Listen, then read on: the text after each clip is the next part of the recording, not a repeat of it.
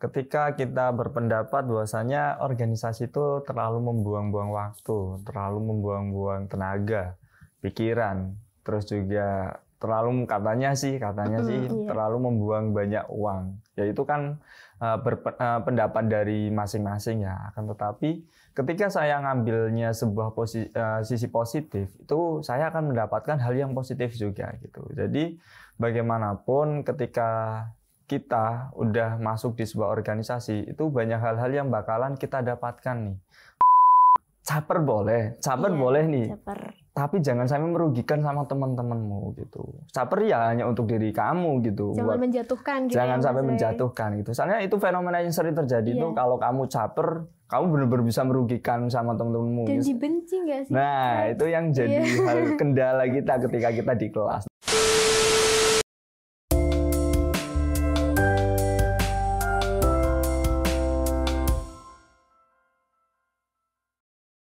Assalamualaikum warahmatullahi wabarakatuh. Halo ekonomi muda, halo mahasiswa-mahasiswi seluruh Indonesia, dan halo semua yang menonton podcast kami. Kami akan memperkenalkan program baru dari Himpunan Mahasiswa Jurusan D3 Akuntansi, yaitu Podcast Station. Dan di sini saya Retno Ika Nurfani selaku host yang akan memandu acara hari ini. Nah, kami mengangkat tema di podcast kami yaitu menurunnya minat organisasi di kalangan mahasiswa. Nah, tentunya saya tidak akan sendiri, saya akan ditemani oleh narasumber yang pastinya teman-teman sudah banyak yang tahu. Dia ini terkenal sebagai seorang yang keren ya, insya Allah juga amanah. Langsung saja kita sambut Mas Reynaldi. Halo Mas Reynaldi. Halo Ika. Gimana kabarnya nih Mas Rey? Alhamdulillah baik. Ika sendiri gimana kabarnya? Alhamdulillah baik juga. Mas Rey, kesibukannya apa sih nih akhir-akhir ini? Wah, kalau kesibukan dibilang sibukan lumayan banyak nih. Terutama mempersiapkan buat fakultair, terus juga ada KKN, terus juga di BEM sendiri ada Eco Week, terus juga di desa sendiri sekarang sudah ada PPHBN. Kebetulan juga di desa saya juga aktif di organisasi gitu. Kayak Karang Taruna gitu ya Mas? Betul, seperti Karang Taruna. Wah, keren banget ya teman-teman. Mas Rey ini sibuk tapi insya Allah tetap bisa membagi sesuai porsinya gitu ya Mas Rey. Insya Allah, betul. Nah, tapi teman-teman, kalau teman-teman pernah dengar nggak sih pepatah yang mengatakan tak kenal maka tak sayang? Iya kan? Oke, nah Mas Rey boleh dong perkenalan terlebih dahulu. Oke, halo teman-teman, selamat siang. Assalamualaikum warahmatullahi wabarakatuh. Perkenalkan, saya Reynaldi Enu Rizky. Kebetulan pada periode kali ini saya diamanahkan sebagai Ketua BEM Fakultas Ekonomi Unisula periode 2021-2022. Dan kebetulan pada saat ini juga saya masuk nih ke semester 7 di mana di situ sudah mulai memasuki tahap-tahap akhir sebagai mahasiswa. Doakan aja ya Ika ya. Semoga lancar ya Mas Rey. Amin. Ya mau lulus dong Mas Rey. Wah ya, sebentar lagi insya Allah lulus. Amin. Amin. Oke, Mas Rey, kita langsung masuk aja ke tema kita. Kelihatannya juga teman-teman udah pada penasaran sebenarnya kita mau ngobrolin apa sih hari ini gitu. Ya boleh. Mas Rey pernah ini nggak sih Mas Rey? Main Twitter pernah kan ya pasti? Pernah. Isu-isu yang lagi rame-rame di Twitter itu adalah perbandingan antara organisasi dan juga part-time.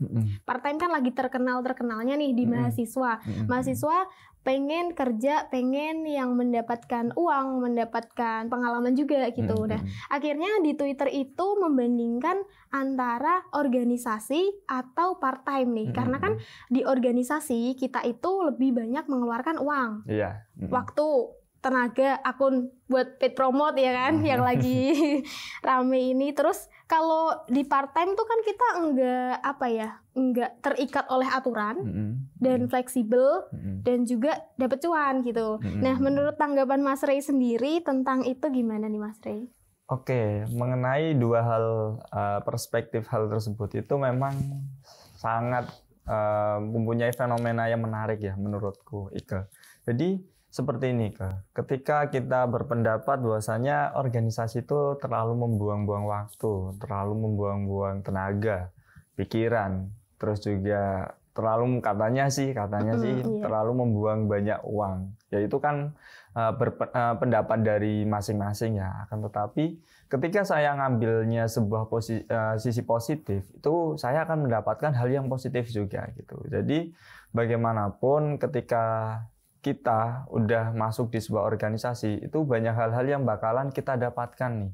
Bukan hanya mengenai kamu bisa memimpin di sebuah rapat, kamu bisa memimpin di sebuah acara atau proker yang biasa kita sebut, atau kita memimpin di sebuah organisasi sekalipun. Tapi di situ tuh ada hal-hal yang bisa kita dapatkan. Salah satunya ya ada manajemen time, terus manajemen organization, manajemen event, terus public speaking, terus kita berdiskusi, terus kita punya relasi atau jaringan yang luas gitu. Yang awalnya memang sebelumnya kita belum pernah nih dapat ketemu dengan seperti aku sama Iko kan awalnya kita nggak pernah ketemu nih, kita nggak kenal lah. Dengan cara kita masuk organisasi kita bisa kenal nih, kita bisa melakukan cerita dengan hal-hal yang mungkin saat ini lagi viral nih, entah mengenai kayak semacam Citayam yang ada di Depok sana atau Sudirman sana. Jadi hal-hal seperti itu bisa kita tukar cerita gitu. Nah, untuk mengenai persepsi atau perspektif mengenai bahwa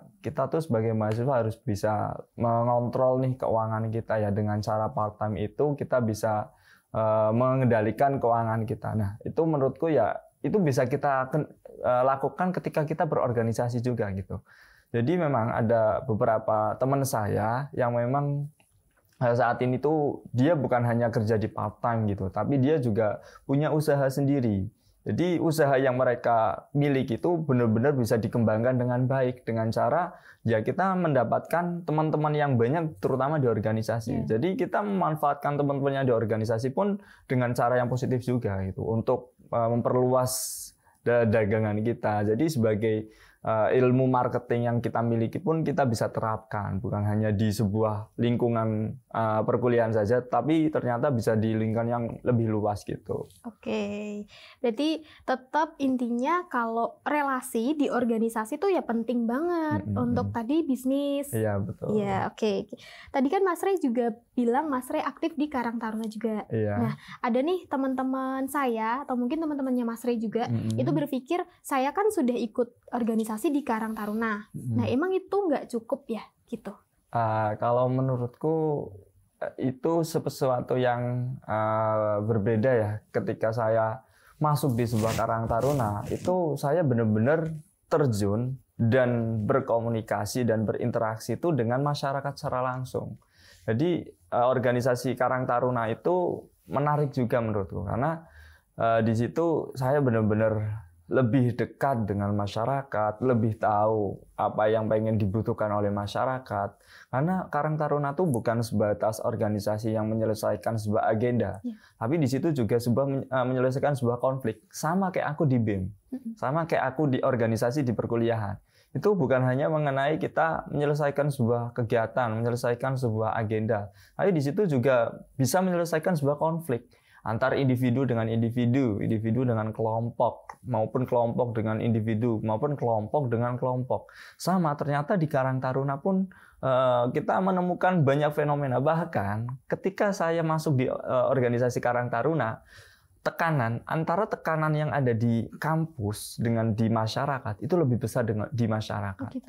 Karena di masyarakat itu punya sebuah target atau hal-hal yang pengen mereka inginkan gitu. Terutama dalam hal kegiatan yang benar-benar harus bisa mengambil peran kepada seluruh elemen masyarakat, baik itu anak-anak, remaja, dewasa maupun ke orang tua. Jadi punya kegiatan-kegiatan yang punya value positif lah bagi masyarakat tersebut. Jadi menurutku ya organisasi kalau bisa bukan hanya di kampus saja, tapi di masyarakat pun kalau bisa ada gitu ya, terutama organisasi kecil seperti Karang Taruna Desa gitu kan. Ya kalau nggak Karang Taruna Desa, Karang Taruna RW. Biasanya di kota-kota tuh Karang Taruna tuh tiap RW ada. Nah kalau di desa tuh udah lebih ke arah lingkungan, lebih disudutkan jadi satu, namanya Karang Taruna Desa gitu. Oke gitu ya. Aku kalau Karang Taruna tuh nggak pernah ikuti Mas. Maksudnya nggak tahu aja gitu loh di kota ini. Kan aku di sini kan ya pindah gitu ke saudara. Iya. Nah, aku nggak pernah ikut Karang Taruna. Ternyata Karang Taruna tuh menyelesaikan masalah yang cukup besar juga ya ternyata. Iya. Oke, berarti kalau ini kan tadi asumsinya mereka adalah ikut organisasi di Karang Taruna aja emangnya nggak cukup. Jadi jawabannya adalah emang nggak cukup. Jadi emang harus dicari juga dari organisasi lain seperti di kampus Iya, gitu. betul.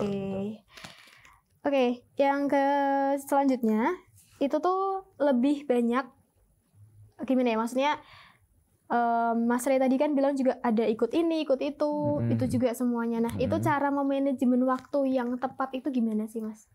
Mungkin kita lebih ke arah to the list gitu. Jadi kita membuat sebuah list antara kegiatan yang paling deket nih dengan agenda kita. Dengan list, kita buatkan list dulu 1 sampai 10. Biasanya aku udah mengetik atau mencatat lisanku tuh di handphone gitu. Malam ini biasanya ada rapat agenda di divisi A.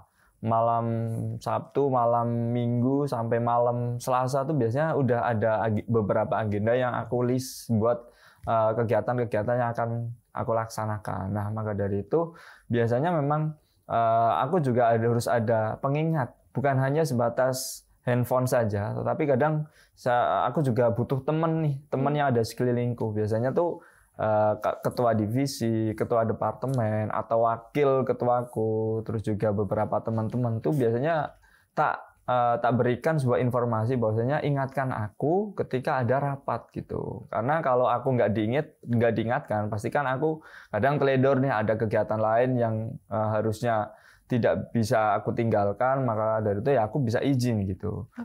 Gitu. Nah setelah itu ya mungkin aku bisa menghandle beberapa kegiatan yang memang harus bisa aku laksanakan atau aku ikuti gitu. Oke, jadi tetap kalau misalnya kita seorang yang pelupa nih, kita harus bikin to-do list tadi ya. Terus juga karena memanajemen waktu itu kaitannya kan juga kita sebagai mahasiswa, sebagai mahasiswi yang dituntut juga untuk belajar. Nah, betul. Yang ditakutkan orang tua kebanyakan adalah nanti kalau anak saya ikut organisasi, terlalu sibuk dengan organisasi, itu nilainya menurun gitu. Nah, kalau dari Mas Ray sendiri gimana tuh? Oke, kalau hal tersebut malah jadi, kalau aku malah kebalik gitu. Oh iya. Antara organisasi dengan akademik tuh malah sekarang yang dulunya online dengan offline. Offline kan harusnya kesibukannya tuh malah lebih padat ya. Lebih pusing, lebih capek juga tenaganya maupun pikirannya. Kalau aku malah kebalik. Online tuh nilaiku malah menurun. Oh, semakin menurun. Malah menurun gitu. Tapi pas offline satu semester ini, di semester genap ini, kemarin aku malah nilaiku malah meningkat. Karena apa? Yang pertama adalah aku selalu tidak lupa terhadap kewajibanku. Kewajibanku ya kuliah. Tetap nomor 1 di Semarang ini, di kampus Unisula ini, aku adalah sebagai mahasiswa. Mahasiswa ya dia harus mempunyai kewajiban untuk mengikuti pembelajaran atau perkuliahan gitu. Terus yang kedua adalah aku bisa aktif di kelas. Biasanya kan dosen tuh menawarkan ada pertanyaan nggak, ada pernyataan atau ada sanggahan nggak gitu. Aku selalu acung tangan gitu, mengacungkan jari gitu. Saya Bu, saya Pak, saya tanya, pasti saya selalu tanya. Bahkan ketika ada kerja kelompok, tugas kelompok, nama aku tuh pasti selalu di blacklist dari teman-teman. Kenapa? Karena kalau aku tanya, pasti bikin bingung teman-teman gitu. Soalnya emang kalau aku tanya tuh pas teman-teman tuh sebelum melakukan presentasi di kelas itu udah ngechat aku sebelum dia presentasi. Mau tanya apa gitu? Ray, kamu jangan tanya ya untuk kelompokku. Ada dalam satu hari 2 kelompok ngechat aku seperti itu. Jadi hal-hal seperti itu tuh kita harus benar-benar bisa aktif gitu. Maka dari itu dosen tuh pasti melihat. Tapi caper boleh nih. tapi jangan sampai merugikan sama teman-temanmu gitu. Caper ya hanya untuk diri kamu gitu. Jangan menjatuhkan gitu. Jangan ya, sampai Mas Ray. menjatuhkan gitu. Soalnya itu fenomena yang sering terjadi tuh kalau kamu caper, kamu benar-benar bisa merugikan sama teman-temanmu. Dan dibenci nggak sih? Nah, itu yang jadi hal kendala kita ketika kita di kelas. Nah, baru itu kalau teman-teman minta tolong atau minta bantuan, pasti aku segera bantu. Nah, ini juga aku juga agak heran. Kenapa malah aku pas offline tuh malah nilaiku naik gitu, ketimbang pas lagi online. Itu kan jadi bukan organisasi itu bukan jadi kendala, tapi bagaimana kamu tuh bisa memberikan posisi diri kamu, memberikan prioritas kamu juga sebagai mahasiswa gitu ya. Harus bisa sering aktif di kelas, harus bisa, kalau bisa setelah kita selesai kelas, setelah kita mengikuti perkuliahan, kamu baca hal-hal yang sudah kamu pelajari gitu. Jadi langsung baca. Kalau bacanya H-1 UAS, itu pasti kamu bakalan nggak inget apa-apa itu. Kalau bisa ya setelah kamu pembelajaran atau perkuliahan, kamu langsung baca apa yang sudah kamu catat. Jadi nanti bakalan kamu tangkep di otak kamu gitu. Jangan apa-apa tuh SKS, sistem kebut semalam gitu. Iya, sekarang banyak banget kan maksudnya entah pelajar, entah mahasiswa, mahasiswi SKS tuh sistemnya. Padahal tuh nggak efektif sih sebenarnya. Tapi sebenarnya ada juga mereka yang berpikir tuh malah kayak gini Mas Ray. Kalau belajarnya nggak mendadak, itu malah lupa sebenarnya gitu loh. Ya, saya sih nggak terlalu itu sih ya. Betul. Terus menurut Mas Ray sendiri lebih mending mana? Banyak organisasi yang kita ikuti, tapi kita perannya juga jadi keteteran gitu, atau satu aja organisasi tapi kita aktif, kita menunjukkan diri kita bisa gitu di situ. Jadi mendingan mana Mas Ray? Itu pilihan ya, kembali ke arah si dianya, si A atau si B-nya untuk menentukan pilihan tersebut. Memang ada beberapa fenomena atau beberapa teman-teman aku yang sering, ada satu orang di BEM tuh dia mengikuti lebih dari 3 organisasi di Unisula, bahkan di FE. Aku juga heran, sampai heran. Dia bisa ikut lebih dari 3 organisasi di FE saja, itu baru di FE, belum di luar FE gitu. Di luar FE dia juga ikut banyak Menwa, terus Racana, dulu sempat pernah ikut KSB, itu aku sampai heran gitu. Dia kok bisa effort atau sesemangat itu dalam mengikuti sebuah organisasi gitu. Akan tetapi hal yang pasti terjadi, aku yakin dia akan memprioritaskan 1 atau 2 organisasi saja. Misal dia ikut organisasi 5 organisasi di Unisula. Aku yakin dia hanya memprioritaskan 1 sampai 2 saja gitu. Yang 3-nya tuh dihilangkan. Biasanya tidak berkontribusi secara penuh gitu. Nah, maka dari itu ya kalau bisa ya kamu ketika sudah masuk di organisasi, kamu harus bisa bertanggung jawab penuh. Dan yang kedua itu berkomitmen gitu. Karena sejatinya ketika kamu udah pengen masuk di organisasi, pasti kamu ada goals gitu. Ada tujuan yang pengen kamu capai. Bukan hanya mengenai kamu pengen dapat teman banyak. Tidak. Di situ pasti ada hal-hal yang pengen kamu capai. Terutama kalau misalkan kamu masuknya di bidang akademik, ya kamu harus bisa dikembangkan nih akademikmu. Ketika kamu pengen masuk di sebuah non-akademik, entah wirausaha, entah bakat atau minat, dan lain sebagainya, ya kamu kembangkan gitu. Jangan kamu gitu nggak bisa multi talent gitu, nggak bisa multi talent, tapi kamu pasti bisa multitasking. Multitasking itu bisa setiap orang, tapi kalau multi talent itu susah.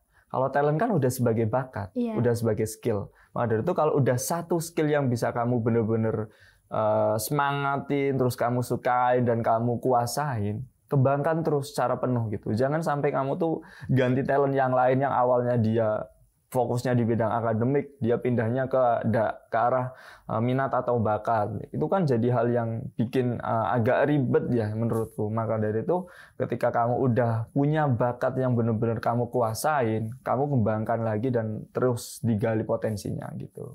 Oke. Tadi Mas Ray sempat membicarakan tujuan atau goals seseorang untuk masuk di organisasi. Nah, ada beberapa dari mereka memiliki goals, yaitu saya pengen ngasah soft skill saya nih dengan apa ya, mungkin kalau ikut organisasi saya jadi pengen aktif, saya jadi pengen orang lain itu mengenal saya, saya jadi pengen saya pintar public speaking dan semacamnya gitu. Tapi pada kenyataannya ketika sudah bergabung di organisasi, dia mengatakan enggak sama aja mau saya ikut organisasi ataupun enggak, ya saya tetap jadi saya yang pemalu, saya yang takut, saya yang nggak bisa berkembang gitu. Nah gitu, menurut Mas Ray gimana tuh Mas? Begini, biasanya tuh itu ada dua hal yang bisa sering terjadi. Antara dia yang memang nggak mau berkembang, atau yang kedua tuh di organisasi tersebut emang kegiatannya terlalu pasif atau stagnan gitu. Jadi kegiatannya hanya si A terus yang selalu diandalkan. Padahal banyak macam karakter yang ada di organisasi tersebut, bukan hanya si A, B, C, D sampai Z gitu. Itu karakter yang ada di organisasi. Nah, ketika poin satu nih dia tidak bisa berkembang di organisasi, ya harusnya dia bisa melakukan evaluasi gitu. Evaluasi apa saja sih yang memang saat ini itu aku belum bisa kuasain, yang saat ini tuh aku belum bisa milikin nih, apalagi aku tuh seorang pemalu. Ya bagaimana cara kamu biar tidak jadi pemalu lagi? Ya nggak jadi pemalu ya jangan sampai malu-maluin diri sendiri gitu. Biasanya tuh ada orang yang dia udah pasif nih di organisasi, tapi dia tuh tidak mau berkembang gitu. Itu agak sulit. Nah, itu juga jadi PR nih buat pemimpinnya ketika ada orang-orang seperti itu, coba didekatin, coba dikenalin apa saja, barangkali ada hal-hal yang memang dia inginkan. Biasanya orang-orang kayak gitu tuh malah memberikan sebuah inovasi gitu, hal-hal baru atau ide baru gitu, atau gagasan. Biasanya kalau dia tak aja, dulu pas lagi aku di HMC dulu kan aku juga sempat di HMC, ada beberapa anak yang memang pasif kayak gitu. Dia tuh orangnya pemalu nih, memang dia pemalu, tapi sebenarnya tuh dia punya bakat. Nah, maka dari itu aku ambil, aku tarik, terus aku jadikan dia punya peran penting di sebuah acara. Tak jadikan dia MC. Dia awalnya orangnya pemalu nih, dia pemalu banget, tapi langsung tak jadikan MC. Buat apa? Buat memberikan dampak yang baru gitu, dampak yang besar, terus juga pengalaman, experience yang baik gitu buat dia selama dia organisasi. Jadi ketika kita nih sebagai pemimpin, aku bicara ini sebagai pemimpin ya, bahwasanya ketika ada anak-anak yang pemalu seperti itu, coba deh diajak ngobrol dulu, diajak curhat, barangkali si anak tersebut ada hal yang pengen dia inginkan, tapi saat ini tuh posisinya belum bisa memungkinkan. Nah, coba deh kita deketin. Aku tahu pasti di situ ada sebuah solusi, bahkan sebuah ide yang bakalan kita keluarkan. Terus yang kedua tuh tadi mengenai organisasi yang stagnan atau yang agak terlalu pasif. Nah, coba deh kita mengevaluasi keseluruhan organisasi kita. Apakah kegiatan-kegiatan yang kita laksanakan tuh sekiranya dapat tersalurkan, dapat tersampaikan kepada teman-teman. Biasanya tuh ada dari seluruh anggota yang ada di organisasi kita, itu biasanya ada beberapa yang nggak tahu kegiatan-kegiatan kita. Nah, coba kita memberikan edukasi, memberikan hal-hal yang positif terhadap teman-teman kamu, dan juga berikan peran gitu. Yang paling penting tuh memberikan peran kepada tiap individu yang ada di organisasi tersebut. Jadi paling tidak satu orang tuh pegang satu kegiatan. Kalau di BEM saat ini seperti itu. Kalau tidak satu kegiatan ya paling tidak 2-3 orang tuh diberikan satu kegiatan. Biar apa? Biar dia tuh merasakan gitu posisi yang memang saat ini dia miliki dan punya peran penting gitu. Oke, Mas Ray, untuk yang selanjutnya tanggapan Mas Ray sendiri tentang organisasi, apa ya, maksudnya mereka masuk ke organisasi dengan janji manisnya tapi tidak diwujudkan. Nah, tanggapan Mas Ray sendiri itu gimana? Oke. Untuk teman-teman yang biasanya kan mengikuti oprek nih, kadang kan tiap organisasi kan ada open recruitment-nya. Nah, salah satu tahapannya tuh diwawancara. Di wawancara tuh memang dia sudah memberikan banyak hal, terutama hal-hal yang memang biasanya kita sebut sebagai janji manis. Janji manis itu bukan hanya para pejabat saja yang memiliki janji manis atau anggota dewan. Ternyata teman-teman kita pun bisa ya, ternyata memberikan janji manis. Apalagi, malah lebih pinter sih Mas malah Rey. Lebih pinter gitu. Mereka tuh malah lebih pinter dalam memberikan janji manis gitu. Nah maka dari itu tuh sebagai tantangan sih, menurutku sebagai tantangan agar memberikan sebuah harapan yang memang mereka inginkan berikan kepada organisasi, ya harus diwujudkan gitu. Biasanya tuh hal-hal tersebut aku harus melakukan sebuah pendekatan secara baik terhadap teman-teman, komunikasi yang lebih intens kepada mereka, terus juga interaksi yang menyeluruh. Jadi interaksiku bukan hanya ada batasan-batasannya, tetapi benar-benar keseluruhan, bukan hanya ke wakil ketuaku, terus kepada kementerian-kementerianku, menteri-menteriku, itu bukan hanya kepada mereka, tapi ya keseluruhan ke anggota-anggota. Jadi sedikit kabar kepada teman-teman itu pasti akan memberikan sebuah dampak yang baik terhadap dirinya gitu.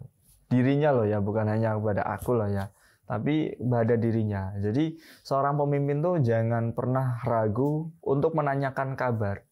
Say hello, terus apa kabar, tanya kabarnya gimana, terus bagaimana, apakah ditawarkan makan, nggak apa-apa gitu, ditawarkan makan, ayo kita makan yuk ke Pumanisa nih, kan biasanya teman-teman ekonomi sering nih ke arah Puma kalau waktu-waktu istirahat itu. Jadi hal-hal seperti itu, hal-hal kecil seperti itu ternyata tuh punya dampak gitu, karena aku dulu juga merasakan sebagai anggota gitu. Ketika ketua aku menawarkan hal-hal seperti itu, aku tuh merasa terenyuh gitu, merasa hatinya tuh tersentuh bahwasanya, oh aku tuh ternyata di organisasi tuh benar-benar ada andil gitu, ada rasa memiliki gitu, rasa memiliki antar satu sama lain gitu. Nah maka dari itu ya bagaimana caranya aku menanggapi hal tersebut, kita harus mempunyai komunikasi yang lebih intens sih, dan juga interaksi yang menyeluruh, bukan hanya ada batasan-batasan terhadap teman-teman gitu, Ike. Oke. Jadi intinya dirangkul juga gitu ya Mas Rey, biar nggak di tengah jalan mereka mengundurkan diri gitu. Oke, terus yang terakhir nih Mas Rey. Mas Rey jadi Presbem ini udah 1 tahun ya kurang lebih? Hampir 1 tahun. Hampir 1 tahun. Nah, tantangan apa yang Mas Rey hadapi selama kurang lebih 1 tahun ini Mas Rey? Oke, tantangan yang memang paling besar yang sering aku hadapi adalah yang pertama di bidang akademik sih, pasti. Karena kan di sisi lain aku punya jabatan, punya posisi di organisasi, tapi di sisi lain aku tuh sebagai mahasiswa di perkuliahan. Tantangan itulah yang jadi sedikit bukan hambatan loh ya. Kalau hambatan pasti itu sebagai kendala, tapi ini tantangan yang memang harus aku berani lawan, dan aku bisa mengendalikan hal tersebut gitu. Jadi di bidang akademik itu memang apalagi sekarang masa offline atau hybrid, itu kan semua mata kuliah tuh harus benar-benar lewat tatap muka, walaupun ada beberapa mata kuliah yang masih online gitu. Tetapi di situ aku dituntut untuk benar-benar bertanggung jawab sebagai mahasiswa, bertanggung jawab juga sebagai ketua BEM. Itu tantangan yang pertama. Tantangan yang kedua adalah aku belum bisa berkontribusi secara penuh loh ya. Bukan hanya secara beberapa agenda-agenda saja, tapi secara keseluruhan lah. Entah baik aku komunikasi dengan teman-teman sampai 50 orang, terus juga aku mengikuti rapat sampai pokoknya ketika ada rapat aku harus ada di situ. Itu aku belum bisa. Terus yang ketiga tuh aku bisa melakukan pengertian ke teman-teman gitu. Aku tuh belum bisa. Nah, maka dari itu sebagai evaluasi nih bagi diriku untuk ke teman-teman, terutama teman-teman yang ada di organisasi. Karena benar, aku pernah ingat bahwasanya ketika kamu masuk di organisasi pasti itu kamu punya tekanan tekanannya tuh bukan hanya dari teman-teman organisasi kamu saja, tetapi apalagi kalau kamu menjabat di sebagai ketua ya. Jadi ketika ketuanya sedang ada kesibukan nanti bisa dimaklumin. Karena benar sebagai ketua tuh kesibukannya memang sibuk banget gitu. Jadi nanti ketika ketuanya ada urusan itu ya lebih ke arah diwajarkan dulu. Nanti kan bisa dihandle sama yang lain. Nah, dari itu aku tuh pengennya memberikan pengertian itu juga kepada teman-teman. Kadang tuh aku pengen memberikan pengertian, teman-teman tuh pengen diberikan pengertian. Tapi kadang mereka tuh tidak sadar bahwa posisiku tuh sekarang juga belum bisa melakukan hal-hal yang bisa mereka inginkan lah, hal-hal yang ingin memberikan dampak besar terhadap ke arah dirinya. Jadi 3 tantangan ini tuh udah tak catat dan tak buatkan sebuah evaluasi. Yang pertama adalah akademik, yang kedua adalah aku berkontribusi penuh terhadap BEM, yang ketiga adalah aku belum bisa memberikan pengertian secara utuh ke teman-teman yang ada di BEM itu sendiri. Jadi itu sih 3 poin itu yang jadi tantangan terbesar aku selama aku di BEM gitu. Oke, gitu. Tapi keren ya teman-teman, Mas Rey ini menjadikan tantangan itu untuk belajar gitu ya Mas Rey. Betul. Bukan jadi hambatan untuk berproses. Betul. Oke, gitu. Nah, Mas Rey mungkin sebelum penutupan ada yang mau disampaikan dulu kepada teman-teman? Oke, mungkin sedikit ya. Bahwasanya hidup di zaman sekarang tuh bukan sebatas sebuah eksistensi atau hal-hal yang bikin memberikan sebuah keberadaan diri kita, tetapi hidup yang lebih baik itu adalah hidup yang bermanfaat bukan hanya dirinya sendiri, tapi terhadap orang lain maupun masyarakat. Karena sejatinya gitu kita itu manusia yang sosialis gitu, manusia yang harus bisa berinteraksi dengan masyarakat atau lingkungan kita gitu. Jadi hiduplah dengan bermanfaat. Oke, setuju banget sih Mas Rey. Karena nggak setiap orang itu, mungkin memberikan manfaat, tapi sebaik-baiknya kita itu harus bisa memberikan manfaat. Oke, gitu ya Mas Rey ya. Nah, teman-teman, nggak kerasa ya kita udah ngobrol nih kurang lebih 1 jam nih Mas Rey. Iya, Mas Rey kerasa nggak udah 1 jam? Wah, tidak kerasa sekali nih udah 1 Semoga jam. teman-teman juga nggak kerasa nih mau 1 jam dan nggak bosan ngelihat ini dan bisa mengambil manfaatnya juga gitu. Jadi intinya